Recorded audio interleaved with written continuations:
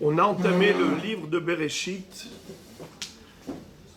Ensuite, après avoir raconté l'histoire de l'humanité depuis la création de l'homme jusqu'à Noach, 10 générations se sont écoulées et pour lesquelles la Mishnah va dire dans Pirkei Avot Asara Dorot mi Adam ve'ad Noach.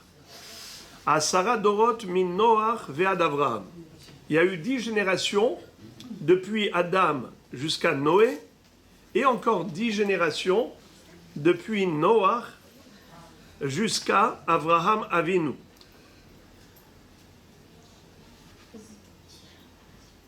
Et la Mishnah de dire Leodia shekol adorot hayu mach'isin ubaim ad sheba Avraham venatal sechar kulam. C'est-à-dire que ces 20 générations qui se sont écoulées depuis la création jusqu'à Avraham Avinu, malheureusement, elles ont toutes été corrompues à tel point que Akadosh Baruch Hu a décidé carrément de décimer l'humanité. Il a envoyé le déluge. Et après, il a promis à Noach qu'il n'enverrait plus de Maboul pour détruire le monde. Hachem la Maboul Yashav, Vayeshev Hachem Melech Le'olam. Suite à ce korban, l'offrande de Noach, Hachem a mis depuis ce moment-là le Keshet, l'arc-en-ciel, comme signe d'alliance établie avec l'humanité. Il n'y aura plus de génocide qui pourrait entraîner une extermination totale de l'humanité. Mais malgré tout, il n'empêche que les gens ont même construit la tour de Babel. La tour de Babylone, c'était une volonté de livrer guerre à Dieu, de se détourner de lui. Mais Akadosh Baruch Hu ne les a pas détruits. Entre parenthèses, Rashi de dire « Viens voir combien la discorde est grave aux yeux d'Akadosh Baruch Hu. » À l'époque du déluge, ils n'ont pas fait une chose aussi grave que la génération de la tour de Babylone. À ce moment-là, quand ils ont construit ce Migdal Bavel, c'était pour livrer guerre à Hachem. On ne peut pas plus grave. Et pourtant, Dieu ne les a pas détruits. Comment se fait-il qu'il a détruit la génération diluvienne? Réponse d'Irachi, Kama Kasha Machloket. À l'époque de la tour de Babylone, ils étaient unis. Vayhi kola aretz, safa ahat, am echad, udvarim ahadim. Tout le monde vivait ensemble, unis. Akadosh Baruch Hu dit, ils vivent dans la ahdou, dans le shalom, même s'ils ont fait la chose la plus grave, je les laisse survivre. Tandis qu'à l'époque du Maboul, il y avait le Gezel. Malea haaretz hamas mi penehem. La terre s'est remplie de vol et de corruption. Là, ils ont mérité la destruction. Mais la Mishnah va nous dire, tout cela, ce déclin spirituel, cette décadence qui a commencé depuis la création jusqu'à Avraham, mais Avraham Avinu, il apporte un souffle nouveau au monde. Il apporte à Akadosh Baruch Hu une satisfaction. Enfin, le monde a une raison d'être. Écoutez ce passouk, combien c'est beau. Ele toledot hashamayim ve'haaretz, behibaream, beyom asot Hashem Elokim, eretz ve'shamayim. Voici les dérivés du ciel et de la terre, de tout le cosmos, le jour où ils furent créés. Alors Chachamim nous disent Toldot, Hashamayim, Ve'haaretz. Le ciel et la terre et tout ce qu'ils comprennent, car il y a les éléments célestes, il y a les éléments terrestres. La terre avec tout ce qu'elle comprend comme minéraux, végétaux, animaux, oiseaux, tout ce qui existe. Le ciel avec toutes ces galaxies, toutes ces constellations, tous les astres. Tout cela, Toledot, Hashamayim, Ve'haaretz. Regardez les 3 premières lettres. Ça donne quoi? Toledot, Tav. Hashamayim, He. Ve'haaretz, Vav. tohu. C'est du tohu bohu. C'est-à-dire que le monde matériel, c'était que du tohu. Quand est-ce que on va considérer enfin que le monde est vraiment créé? Behi bare'am, nous dit Rachamim, ce sont les mêmes lettres que Avraham.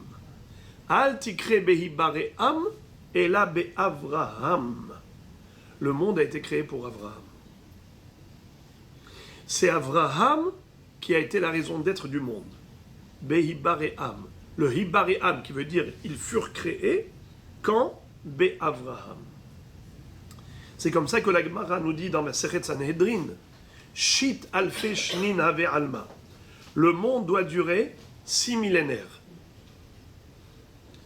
6 millénaires, on est en 5783. Et la Gemara de dire, Alpaim tohu, Alpaim Torah, Alpaim Mashiach. 2 millénaires de tohu, 2 millénaires de Torah, depuis Matan Torah, et 2 millénaires de Mashiach. Le Mashiach peut arriver à chaque instant. Eh bien, c'est Tohu et Torah, ça commence à partir de quand? Quand est-ce que Abraham Avinu est né? Il est né en quelle année? En 1948, depuis la création. 1948, depuis la création, jusqu'à Abraham Avinu. Donc il est né à ce moment-là. Quand on arrive à 2000 ans, quand le monde, à quel âge? Il a 2 millénaires, eh bien à ce moment-là, Abraham Avinu a 52 ans. Depuis 1948 jusqu'à 2000, 52. Là, Abraham Avinu, qui a diffusé la connaissance d'Akadosh Baruch Hu dans le monde, désormais, il fait la place à Dieu sur terre. Contrairement à la tour de Babylone, qui ont installé une idole au sommet de la tour avec une épée brandissante vers le ciel. Comme pour dire, on veut te faire la guerre, Chas v'shalom Hachem, reste là-haut dans les hautes sphères célestes, laisse-nous tranquilles sur terre. Ça, c'était la génération du Palaga. Avraham Avinu fait juste le contraire. Vaikra beshem Hachem el olam. Il proclame le nom divin et il va d'un pays à l'autre, il va d'un endroit à l'autre pour approcher des âmes d'Hachem. Comme il est écrit dans cette paracha, Veta nefesh asher asu beharan. Abraham et Sarah ont voyagé avec les âmes qu'ils ont fait à Haran, pour traduire littéralement. Ça veut dire quoi ça? Rashi de dire Abraham Megayer Anashim, ve Sarah Megayeret Nashim. Abraham convertissait les hommes au monothéisme, et Sarah pareil pour les femmes. Comme s'ils avaient fabriqué des âmes, puisque celui qui ramène quelqu'un à la Teshuvah, c'est comme s'il lui a donné naissance. Alors maintenant, on va essayer d'explorer au travers de cette idée l'histoire d'Abraham et de Sarah. Akadosh Baruch Hu a mis à l'épreuve la émouna d'Abraham, n'est-ce pas? Il a subi 10 épreuves. C'est ce que dit la Mishnah dans Pirkei Avot. Asara nisyonot, nitnasa Abraham Avinu, ve'amad bechulan. Abraham Avinu a subi 10 épreuves. Il les a toutes surmontées. Ça commence par l'Ech Lecha. Si on va d'après Rambam, ça commence par l'Ech Lecha. D'après le Midrash, ça commence depuis Ur Kasdim. Ur Kasdim, c'est la fournaise ardente dans laquelle Nimrod l'avait jeté, puisque son père l'avait dénoncé. Le père d'Abraham, c'était Terah, un idolâtre notoire. Il vendait carrément des statues, des idoles aux gens. Et quand il devait s'absenter, il a demandé à son fils de tenir la boutique. Qu'est-ce qu'il a fait en attendant? Il a tout cassé, il a saccagé. Mais il a laissé qu'une seule idole, la grande, la centrale. Il lui a mis un marteau dans la main. Et quand son père voit ce carnage, il dit « Qu'est-ce qui s'est passé ici ?» Il a dit « Je te dis pas, papa. Il y a une dame qui est venue, 'avec un plat de couscous', elle a voulu offrir aux idoles, et elle a posé un marteau dans la main. Et quand son père voit ce carnage, il dit « Qu'est-ce qui s'est passé ici ?» Il a dit « Je te dis pas, papa. Il y a une dame qui est venue avec un plat de couscous, elle a posé un marteau dans la main. Et quand son père voit ce carnage, il dit « Qu'est-ce qui s'est passé ici ?» Il a dit « Je te dis pas, papa. Il y a une dame qui est venue avec un plat de couscous, elle a posé un marteau dans la main. Celle-là, la grande, là, elle s'est énervée. Elle a dit, c'est vous qui allez manger ça? Elle a pris le marteau, elle les a toutes cassées. Elle a dit, c'est pour moi ce couscous. La pkaïla, c'est que pour moi. Alors, le père lui dit, de qui tu te moques? De qui tu te moques? Mais elle est inerte. Cette statue ne peut pas bouger. Il lui dit, alors papa, alors pourquoi tu y crois? Et en plus, tu fais croire les gens. Tu leur vends ce mensonge. Il a été raconté ça à Nimrod. Nimrod va le faire jeter dans la fournaise ardente. Gabriel Amalhar se propose d'aller le sauver de ce feu. Qu'est-ce que dit Hachem? Ani yahid be'olami, ve'hu yahid bedoro. Je suis unique dans le monde. Lui, il est unique dans sa génération. Na'el yahid le'atzil et yahid. Il est du rôle de l'unique de sauver l'unique en son genre. Mais par contre, puisque Gabriel, tu as voulu sauver Abraham, je te laisserai le privilège de sauver ses descendants de la fournaise ardente. Ça va être bien plus tard, à l'époque de Nebuchadnezzar. Nabucodonosor avait également jeté dans le feu Hanania, Mishaël, Azaria. Et bien à ce moment-là, qui va les sauver du feu? Gabriel Amalhar.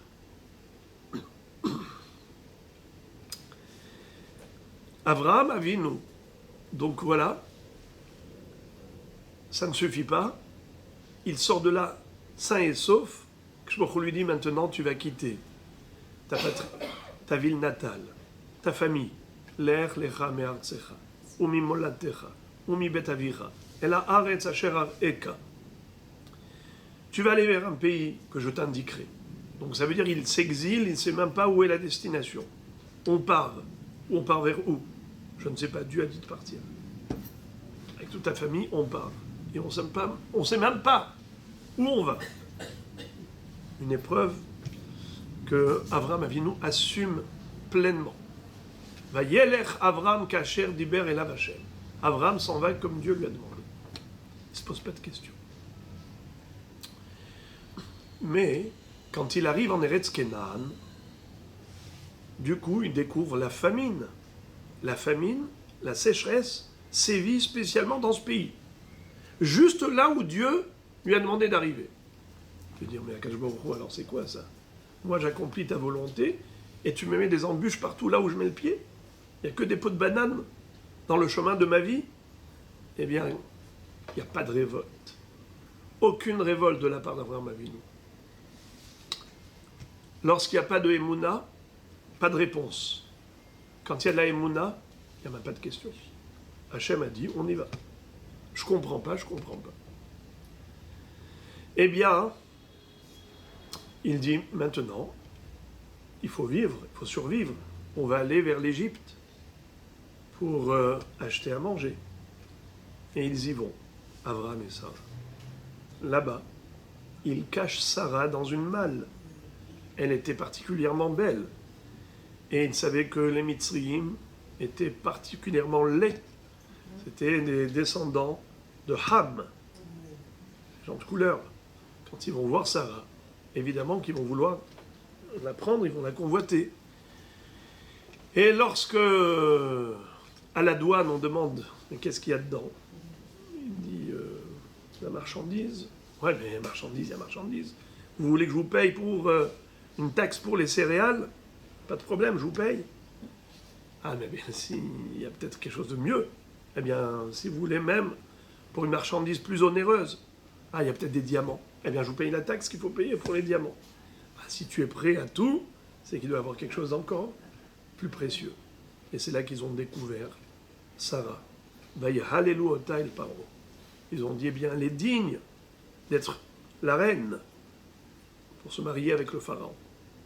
Et Sarah est prise, mais son mari lui avait dit, Avraham Avinu, partout là où on ira, ici en Égypte, dis que tu es ma sœur.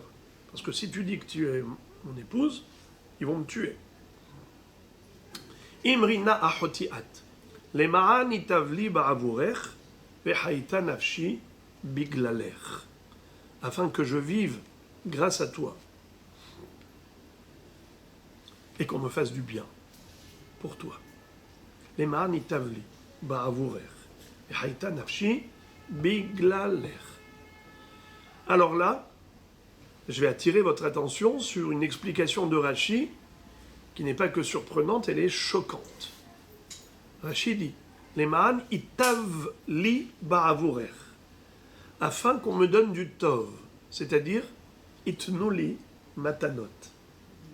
On m'offrira des cadeaux parce qu'ils vont me prendre pour le frère de la jeune fille, et donc le pharaon va me donner des cadeaux pour séduire le frère. Et en plus, ils ne vont pas me tuer. Incompréhensible, le comportement d'Avraham Avinu. Qu'il veuille survivre, ok, et qu'il fasse du business de Sarah. Chas v'shalom. D'autant plus qu'Avraham Avinu n'était pas l'homme qui cherchait des cadeaux, qui cherchait à profiter des autres. Loin de là. Preuve.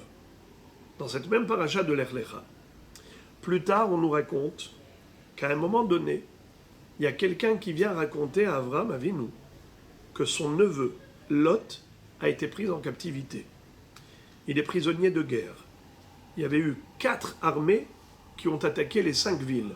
Sédom, Amora, Adma, Tsevoïm et Béla. Et comme Lot habitait la ville de Sédom, maintenant il est prisonnier. Immédiatement, Avram, y va, avec son serviteur Eliezer, et 318 hommes qui les ont accompagnés. Mais quand ils sont arrivés au front de guerre, tout le monde a pris la fuite. Ça va pas? Comment on va aller combattre des armées aussi puissantes? Avram est resté tout seul avec Eliezer. Et il a gagné la guerre contre les 4 armées, et il a sauvé son neveu Lot. Comment il a fait? Comment il a fait? Ils étaient 2 personnes face à un nombre de soldats incalculable, innombrable. Eh bien, Kadosh Baruch Hu a fait en sorte que quand il a pris du sable et qu'il a jeté sur les ennemis, eh bien, chaque grain de sable s'est transformé en flèche, qui allait droit au cœur de ces militaires. Et quand eux envoyaient des flèches sur Abraham, ils étaient réduits en poussière. Combien de temps ça a mis pour gagner la guerre? Le temps d'envoyer 2 poignées de sable. Finish, il a sauvé Lot, il a sauvé le roi de Sédom, avec tous ses hommes. Il va dire à Avraham Avinu, Ten li hanefesh, ve'arechush kahlach. Rends-moi juste les hommes, les âmes, mais le butin il t'appartient. Prends-le. Avraham Avinu va lever sa main vers le ciel. Il va jurer, il va prêter serment qu'il ne prendra pas un lacet de chaussure. Harimoti yadi el Hashem el Elyon, im michut ve'ad seroch na'al, ve'im ekach mikol asher lach. Ve'lo tomar ani asharti et Avraham. Il lui dit au roi de Sédom, je te jure, au nom de Dieu, que je ne prendrai pas un lacet de chaussure. Et tu ne pourras pas dire que c'est toi qui as enrichi Abraham. Dieu m'a promis de m'enrichir. Je n'ai pas besoin de toi. Garde ton butin, garde les hommes. Je ne prendrai rien du tout. Pas un centime. Alors on ne comprend plus rien. Avraham Avinu, là il est en droit de prendre, il ne prend pas. Et il s'agit de tout un butin, de 4 armées, de 4 peuples. C'était énorme. Et d'autre part, quand il s'agit de Paro en Égypte, il dit à sa femme, Sarah, Leman itavli ba'avurer, qu'on me donne des cadeaux. Mais Avraham Avinu, tu aimes les cadeaux ou tu n'en veux pas? Là, tu as juré que tu ne prendras pas un lacet de chaussure, et là, tu réclames les cadeaux. Alors, il y a plusieurs réponses citées par le Siftei Chachamim. L'une d'entre elles, c'est qu'à ce moment-là, Avraham était encore pauvre. Quand il avait quitté Eretz Kenan pendant la famine. Et les Chachamim nous disent Arotse lehenot yehene ke Elisha, ve arotse shelo lehenot lo yehene ki Shmuel. Traduction. Quelqu'un, un Talmid Chacham, qui veut ne pas profiter de qui que ce soit, il le peut, comme le prophète Samuel. Là où il allait, il prenait sa gamelle avec lui, prenait sa mallette avec lui, prenait tous ses effets personnels. Il ne voulait pas profiter même pas d'un moyen de locomotion, ni un âne, ni un cheval de quiconque, alors qu'il allait pour aller juger, pour siéger dans les tribunaux, pour juger le Ham Israël, que toute personne qui avait besoin d'un din Torah, Shmuel était à sa disposition. Il ne veut en aucun cas profiter de quoi que ce soit. Ça, c'est Shmuel. Donc quelqu'un qui veut avoir le comportement de Shmuel, un avis, il le peut. Mais quelqu'un qui veut adopter le comportement de Elisha Hanavi, qui était également un prophète, il le peut également. À savoir que s'il veut avoir un petit profit, un profit minimal, le strict nécessaire, c'est possible. Exemple, Elisha, vous savez que on lui a construit un studio, on a installé le couchage, la table, le logis et le couvert. C'était à l'époque où il était dans la ville de Shunem. Quand il se trouvait dans la ville de Shunem, il y avait un couple de personnes âgées qui l'accueillaient régulièrement. À un moment donné, la femme va dire à son mari, Ish Kadosh envers Alenu Tamid. On a la chance d'avoir un homme saint qui nous rend visite. Au lieu qu'il soit chez nous, qu'il soit mal à l'aise, on va lui construire à l'étage un appartement. Et donc, à chaque fois qu'il venait à Shunem, il avait son confort, ses commodités. Alors, Elisha Hanavi va dire à son élève Gehazi, qu'est-ce qu'on peut faire pour récompenser ce couple? Ce qu'ils ont fait pour nous, c'est incroyable. Ils ont construit carrément un appartement. Alors il va lui dire, c'est un couple qui n'a pas d'enfant. Si vous les délivrez de cette stérilité, vous leur faites une bracha pour qu'ils en aient, ce sera le meilleur cadeau, le meilleur remerciement. Et vous connaissez la suite de l'histoire, elle a eu un enfant, et après... Bon, je passe sur les détails, c'est pas le sujet. En tout cas, Avraham Avinu, à ce moment-là, donc, il demande un cadeau. Mais comment ça se fait? Réponse comme Elisha. Elisha Hanavi avait le droit de profiter de ce studio qu'on a mis à sa disposition, parce que c'est juste nourri, logé, c'est le minimum. Avraham Avinu pareil. Ou encore, c'est qu'Avraham Avinu s'était endetté chemin faisant. Comme justement, il n'était pas riche à l'aller en Égypte, quand il est parti de Eretz Kenaan en Eretz Mitzrayim, dans tous ces hôtels, tous ces restaurants, eh bien, il prenait à crédit. Mais ce sont des dettes, et il faut les payer. Alors même si je ne veux pas profiter de qui que ce soit, mais si je dois de l'argent à quelqu'un, et que quelqu'un me propose de m'aider à payer les dettes, il faut accepter. Parce que c'est en faveur de l'autre. Il ne faut pas refuser au détriment de celui qui attend le remboursement. Ça, c'est la deuxième explication. Troisième, c'est qu'il dit que Avraham Avinu voulait convaincre Sarah à accepter de dire qu'elle était sa sœur et pas son épouse. Pour la séduire, il dit, écoute, tu sais qu'est-ce qui va se passer? Ils vont me donner beaucoup d'argent. Avec ça, je vais t'acheter des cadeaux. Les ma'an itavli ba'avurech. Ça veut dire qu'en fait, ce n'est pas pour moi, c'est pour toi.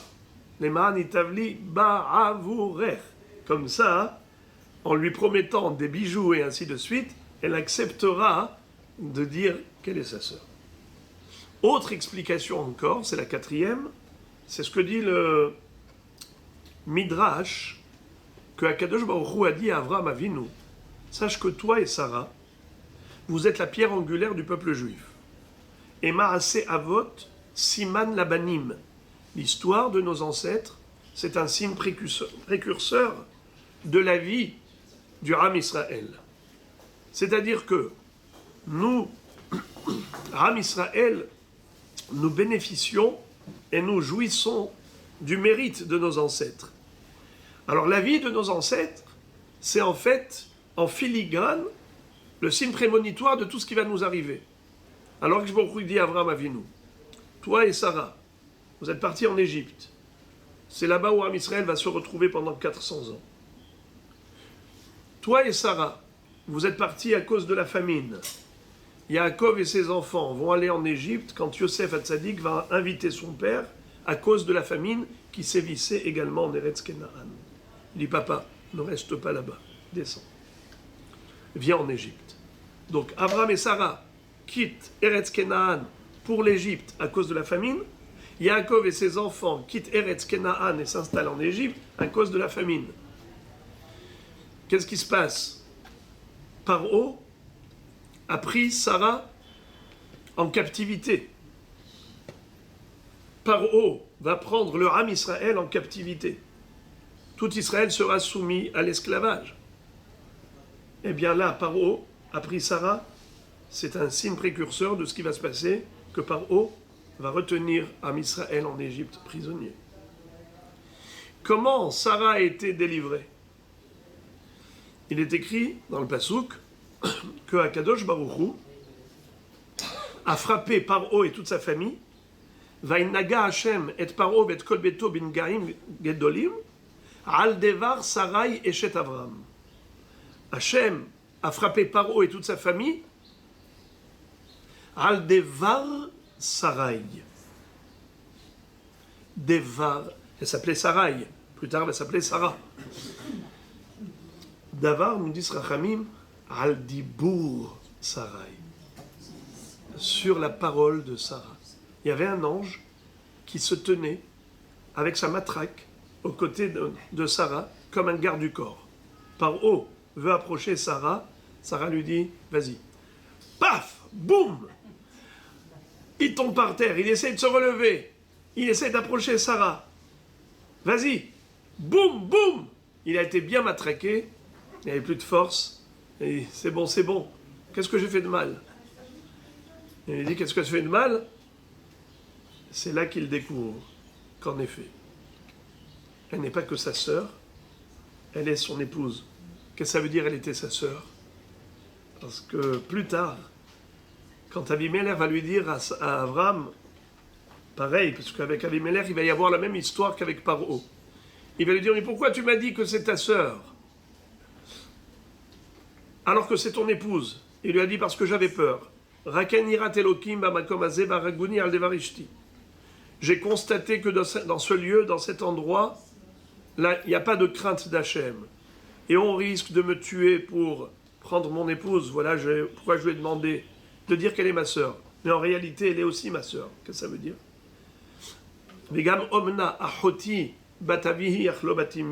C'est-à-dire qu'elle était la fille de Haran, le frère d'Avraham. Avraham Avinu avait deux frères, Nahor et Haran. Le père, comment il s'appelait? Terach. Terach avait 3 enfants. Nahor, Haran, Avraham. Eh bien, Haran avait 2 enfants, Lot et Sarah. Qu'est-ce qu'il a fait, Avraham Avinu? Il s'est marié avec sa nièce, avec Sarah, la fille de Haran. Donc il lui dit, c'est vraiment comme ma sœur. Elle est comme ma sœur. C'est la fille de mon frère. Bon.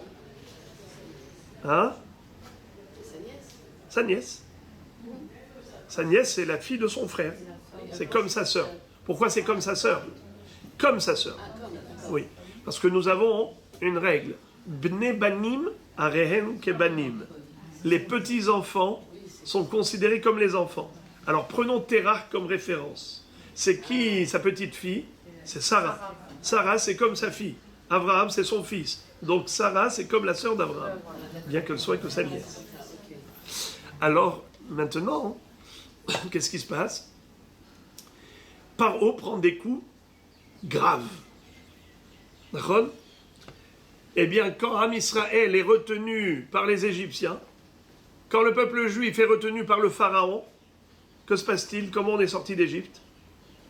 Eh bien, Akadosh Baruch Hu a accablé les Égyptiens en leur envoyant les 10 plaies, les Hasara Makot. Ça veut dire que tout ce qui s'est passé avec Abraham et Sarah en Égypte, ça s'est déroulé plus tard avec Am Israël en Égypte. Alors maintenant, écoutez la suite. Abraham dit à Sarah, tu sais que maintenant on est en train de tracer le chemin à nos enfants. Lech uchvosh haderech lifnei banecha. Comme Dieu lui a dit, va frayer le chemin à ta descendance. Il dit, mais maintenant, nos enfants, ils vont sortir d'Égypte. Ok, les Égyptiens vont subir les 10 plaies. Comme Paro, il va recevoir des coups de matraque grâce à toi. Mais, Akadosh Baruch Hu m'a promis encore autre chose. Ve'acharechen yetz'u birchush gadol. Et après, ils sortiront de là avec un grand butin. Il faut qu'on prépare le butin. Alors, il faut qu'ils me donnent des cadeaux.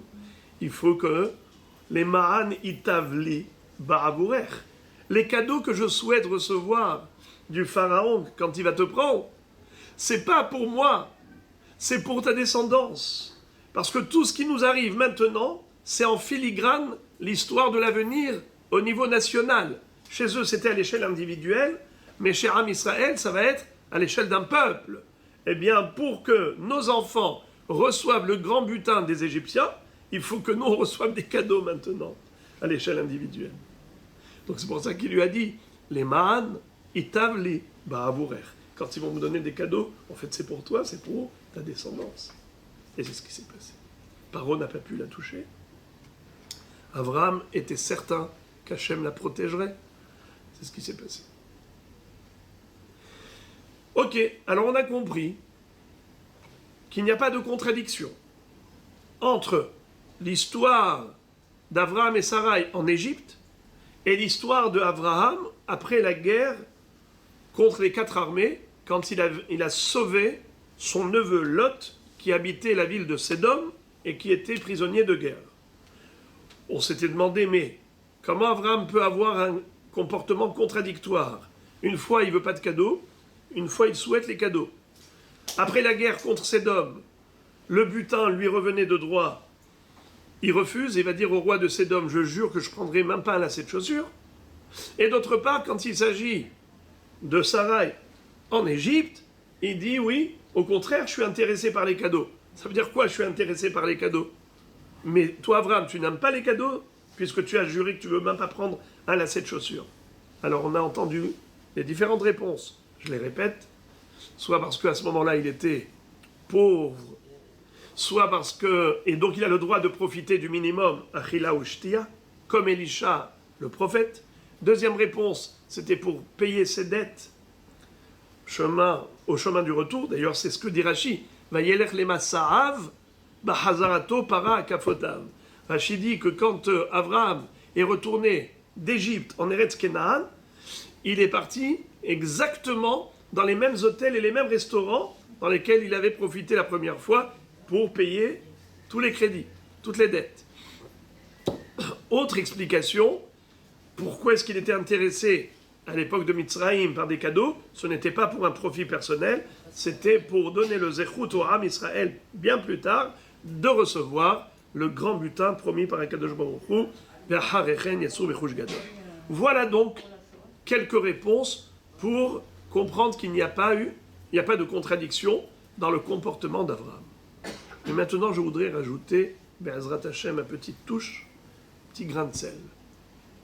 C'est d'expliquer que, à l'époque de Sédom, c'est-à-dire quand il a fait la guerre pour sauver les habitants de Sédom, dont Lot, son neveu, Abraham avait une raison bien particulière de refuser les cadeaux. Pourquoi? Chachamim nous raconte qu'après cette guerre, tous les habitants de Sédom, Amorad, Mat, Seboïm, tous ceux-là qui ont été sauvés par Abraham, quand ils ont vu comment il a gagné la guerre, ils ont dit, ce n'est pas un être humain normal, il est d'essence divine, c'est un dieu. Il prend du sable, il jette sur les ennemis, et chaque grain de sable se transforme en flèche, en lance et en javelot. Mais c'est quoi ça? Comment est-ce possible que toutes les flèches qu'on lui envoie, ça se réduit en terre, en poussière? C'est quoi ça? Ce n'est pas un être humain. C'est forcément un dieu. Qu'est-ce qu'ils ont fait? Ils ont construit une grande estrade, ils ont installé Abraham Avinu dessus, et ils se sont prosternés devant lui en disant « Nessi Elohim ata betochenu » Nasi ata alenu, Eloah ata alenu, Melech ata alenu. Tu es notre roi, notre prince, notre Dieu. Autre raison pourquoi ils l'ont pris pour un Dieu, c'est que au moment où le roi de Sédom fuyait, il est tombé dans un puits de plâtre, de sable mouvant, de chaux. Il était en train de se noyer. Juste au moment où Abraham Avinu est passé à côté du puits, hop, miraculeusement, il a été éjecté. À l'extérieur, il a été sauvé. Grâce à Abraham.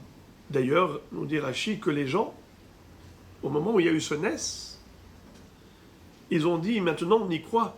Tout le monde raconte qu'Abraham était sorti, sain et sauf, de la fournaise ardente où Nimrod l'avait jeté. Les gens qui n'avaient pas vu ça n'y croyaient pas. Maintenant, ils ont cru rétroactivement.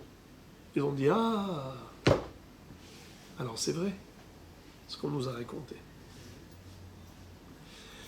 Alors maintenant qu'ils se mettent à se prosterner devant lui, Abraham Avinu dit, stop, vous faites une erreur totale et complète.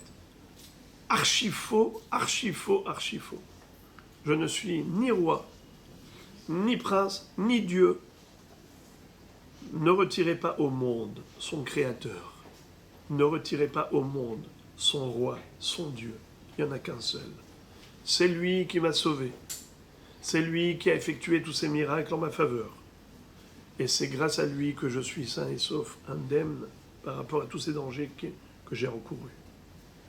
À Botaï, nous voyons ici que Abraham Avinu, loin de se laisser séduire par cette fausse croyance des gens qui l'ont pris pour un être divin, au contraire, il les a recadrés et il a remis les pendules à l'heure et il leur a dit « Détrompez-vous, ne vous méprenez pas ». Eh bien maintenant on va comprendre la différence entre le contexte lorsqu'ils étaient en Égypte et le contexte après la guerre de Sédom. Après la guerre de Sédom, si Abraham Avinu avait accepté la proposition du roi de Sédom, qui lui a dit « Car et arechush, ten li nefesh ve'arechush kahlach, rends-moi que les hommes gardent le butin ». Pourquoi il lui a dit ça? Parce qu'il lui a dit « Ça te revient de droit, c'est toi qui as mené la guerre, c'est toi qui as remporté la victoire, tout est à toi. Juste, ne nous prends pas comme esclaves. C'est vrai que nous étions prisonniers de guerre. Si tu le souhaites, on peut être tous à ta disposition, tes serviteurs, parce que c'est toi qui nous as sauvés. Mais une chose que je te demande, une faveur, laisse-nous en liberté. Ne garde que l'argent du butin. » Et Abraham avait nous dit rien du tout. Pourquoi? Parce qu'il dit, si j'accepte, je vais confirmer leur fausse croyance. Si j'admets, ne serait-ce qu'un lacet de chaussures, les gens vont dire, eh bien sûr, mais c'est lui qui a mené cette guerre et qui a remporté cette victoire miraculeuse. Ça veut dire que c'est normal que ça lui revienne, car c'est un Dieu, c'est un homme qui a réussi à pulvériser ses ennemis avec du sable. Est-ce que ça peut exister une chose pareille? Évidemment que non. Alors, ça veut dire que vraiment, c'est un Dieu. Et si j'accepte le butin, c'est que je confirme que oui, je suis chas v'shalom, d'essence divine. Eh bien, là, Abraham Avinu s'est opposé farouchement à la proposition du roi de Sédom en disant, même pas dans le rêve. Et regardez les termes qu'il emploie. Harimoti yadi el Hashem el Elyon kone shamaim va'aretz. Im ekach michud ve'atzur na'al ve'im ekach mikol asher lach. Ve'lo tomar ani asharti et Abraham. Je lève ma main vers Hachem, créateur du ciel et de la terre. Je lève ma main vers Hachem. Qu'est-ce que ça veut dire? La main, c'est celle qui agit. L'action de la main. Est-ce que ma main, elle agit indépendamment de Dieu? Kohi ve'otzem yadi asali et achayil hazeh. Est-ce que c'est cela ma force? c'est mon savoir-faire. Eh bien, Abraham Avinu ne s'est pas laissé berner, leurrer par cette illusion qu'on a un pouvoir quelconque. On gère nous-mêmes notre existence. Pas du tout. Dieu m'a promis de m'enrichir. Eh bien, c'est lui qui m'offre la victoire, c'est lui qui me donne la richesse, mais ce n'est pas ma main. Velo tomar ani achartit Abraham, ce qui explique, ma main ne dira pas, c'est moi qui ai enrichi Abraham, puisque en jetant le sable sur les ennemis et avoir remporté la victoire de cette manière miraculeuse, eh bien, a priori, tout est grâce à sa main. Donc c'est sa main qui l'a enrichi par le butin de Sédom. Il dit non. Harimoti yadi el Hashem el Elyon. Ma main, ce qu'elle a réussi à réaliser comme exploit, ça appartient à Dieu. Tout est à lui. Vaikra beshem Hashem el Olam. Fidèle à l'objectif qui s'est fixé. Le projet de vie d'Abraham et de Sarah, c'était de proclamer le nom divin dans le monde, de développer le monothéisme, que tout le monde reconnaisse le créateur de l'univers. Alors de ce fait, ils ne pouvaient pas aller à l'encontre de tout le travail qu'ils avaient investi. C'est pour cela que, dans le contexte, d'après la guerre de Sédom, il a eu cette réaction. Mais il n'avait aucune raison de refuser les cadeaux en Mitzraïm, parce qu'à ce moment-là, il était dans le besoin, comme on a dit, pour payer les dettes, toutes les créances. Et évidemment, comme Elisha An-Navi, qui a montré qu'on avait le droit de profiter par rapport au strict nécessaire, le minimum, eh bien Abraham Avinu également. Mais là, au niveau de Sédom, c'était juste impossible pour lui d'accepter, pour la simple raison, c'est que ce serait mal interprété. Les gens diraient, c'est normal, ça lui revient de droit, parce que c'est lui qui a réalisé cette victoire triomphale, alors qu'en effet, elle n'était que miraculeuse, un miracle réalisé par un Kadosh Baruch Hu. Donc Abraham Avinu, comme on avait dit en préambule, le monde a été créé, mais tout était tohu bohu, toldot hashamayim ve'aretz pendant 2 millénaires. Après 2 millénaires arrive Abraham Avinu, c'est là que commencent les 2 millénaires de Torah. Et vous pouvez poser la question, mais de quelle Torah on parle? La Torah n'a été donnée que 7 générations plus tard, à l'époque de Moshe Rabbeinu. Abraham Avinu n'a pas reçu de Torah. Il y a Abraham, Yitzhak, Yaakov, Lévi, Kehat, Amram, Moshe, 7 générations. Réponse, la base de la Torah, c'est la Emouna en Dieu. Qui est-ce qui a développé dans le monde la Emouna? C'est Abraham Avinu, par sa recherche personnelle, par sa quête de vérité. Eh bien, en effet, lui démarre le nouveau monde, le monde de la Torah. C'est pour cela que Behi Bare'am, c'est les lettres de Be'avraham. Toledot Hashamayim ve'haaretz. Il y avait un cosmos, un monde tellement riche, matériellement parlant. Mais tout cela, sans reconnaître le créateur de cet univers, c'est un monde profane, un monde sans Dieu. Mais Avraham Avinu fait le rapport entre le monde céleste et le monde terrestre, entre Akadosh Baruch Hu, créateur, et sa création, quand il a fait admettre et reconnaître Hachem, désormais, maintenant le monde a un sens. Behi Bare'am, Be'avraham. C'est Avraham qui est le Hibare'am du monde. Il est la raison d'être du monde, parce que, en effet, maintenant, on va se servir de ce monde pour remercier Akadosh Baruch Hu. Pour chaque profit, pour chaque élément que nous avons ici, Hachem, merci pour tout ce que tu nous as offert, ce que tu nous as donné. Et c'est le sens et la signification de toutes les brachot qui nous accompagnent à longueur de vie. C'est comme Avraham Avinu qui a établi ce trait d'union entre le Olam et le Melech HaOlam. Baruch ata Hashem Elokeinu, Melech HaOlam, Boré Peri Haetz, Boré Peri Adama, Shehakol Nihya Bidvaro. Je terminerai avec une dernière histoire. Le Chazon Ish, il y a quelqu'un qui est venu le voir et qui lui a raconté qu'il était rescapé de la Shoah, mais qu'il avait tout perdu là-bas, toute sa famille. Et donc, vous pouvez imaginer dans quel état d'esprit il était, quelle dépression. Et donc il épanche son cœur devant le Chazon Ish et il raconte tous ses malheurs. Comment on peut consoler quelqu'un comme ça? Il n'y a rien à dire. Il a juste demandé à son épouse de lui servir un verre d'eau. Il a fait la bracha, il a bu, et puis le Chazon Ish garde le silence. Il ne bronche pas, il ne dit pas un mot. Alors il dit, après un quart d'heure, il dit, Rabbi, j'attends que vous me donniez des explications, une réponse. Je vous ai posé des questions, mais pourquoi Dieu a fait tout ça? Qu'est-ce qui s'est passé? Il lui a dit, ben, toi-même tu as déjà donné la réponse, je n'ai rien à te rajouter. Il a dit, quelle réponse? Il a dit, tu as dit, Baruch ata Hashem Elokeinu melech haolam, shehakol nihiya bidvaro. Tout vient de la parole divine.